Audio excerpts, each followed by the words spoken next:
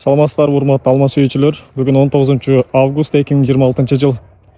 Ош областы Карас району От Садыр айыл аймагы Садырбай Тойчу айылдары.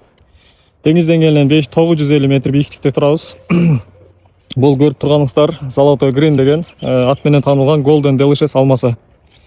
Алманын нөмөсү бир аз майда болуп калыптыр. Себеби дегенде нөмөнүн саны көп, анан байкагандар үчүн мына жалбырактардын саны аз.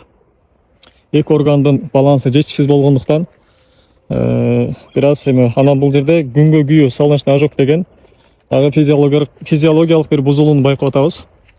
Болбосо мөмө жакшы түйгөн, бир аз суюлтуп коюш керек болчу. Анан сууга араздыктандырууну күчтүүрөөк жасаш керек болчу. Ошондо жалбырак дагы көп болот эле. Мөмө дагы жакшы болмок. Мына окшогон майдаларды алыш керек болчу да. Майдын ортосуна чейин. Бул кеч күздө бышуучу кышкы алма. Бул жакта болсо ушул август айларында бышуучу гала сорттору турат. Бир канча сорт бар. Но алар дагы физиологиялык бузулуу. Булар түнкүсүн суук, күндүзү жылы болуп иши кылса климаттан болот да мындайларчы. Физиологиялык бузулуу. Бул жерде болсо бир дарагыбыз мындай алып чыгылаңга чейин барып туруп мөмөсүн көтөрө албайчы. Скелетин болушунча жакшы түзгөнгө аракет кылганбыз, бирок ошондой калибровкалары сонун. Карасаңыздар. Чоңдугу, мындай айтканда, чоңдуктары аябай сонун. Бул ушул август айынын ортолоруна бышуучу сорттор. Гала сорттору. Бул жакта бадамдын 3 сорту бар. Макако, Нонпарель жана Тексас деген. Бул жерде Руби Гала сорту бар эле. Бул түшүмү жыйналып өтүптүр 2 дана. Булар болсо Гренни Смит. Жашыл алма.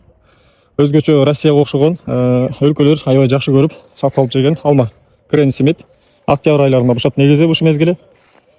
Эгер күн ачуу тийген, ысык болгон аймактар болсо, мондай саргайып кетет бул дагычы. Солнечный ожог деп коебуз. Ал жерлерде тор тартыш керек. Же болсо атайын санстоп деген каражаттарды чачуу менен сактап калса болот да. Жашыл бойдон алып барса, товардык вид жогору болот. Бул King Road деп коет. Бул дагы акыркы поколениядагы бир сорт. Негизи Red Chief, Super Chief сыяктуу сентябрдын ортолорунда бышат. Полкарлик бунун тамыры. Эми 106 болуш керек эле же 111би. Мөмөлөрүн көрсөңүздөр болот. Бул акыркы учурларда эми жакшы, мунулар жакшы чаңдашпай калгандан кыйшык болуп аткандарчы. Ноодо дагы кыйшыктык бар. Бул дагы жетишсиз чаңдашуу да. Бул тоже самое, жетишсиз чаңдашуу. Мөмөлөрдүн калибровкасы жаман эмес. Жалпысынан жакшы эле. Могу жерде алманын курту бар экен. Зыянкечке каршы дарыланган эмес. Эч ким деле дарылабайт да.